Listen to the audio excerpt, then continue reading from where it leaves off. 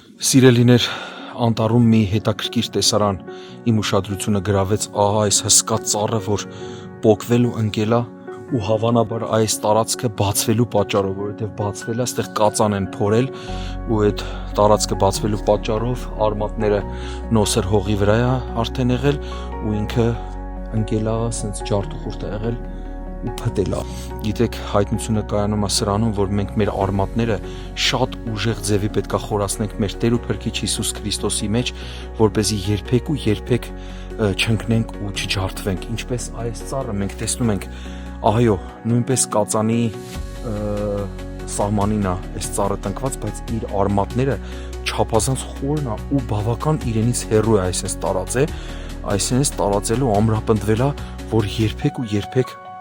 չընկնի։ Տեսեք ինչ բարձր ծառ է ու ինչ ամուր արմատներ են,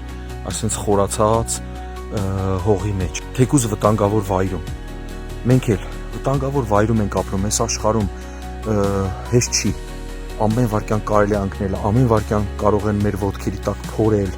թշնամին կարող է մեր ոտքի տակ փորել մարդկանց միջոցով,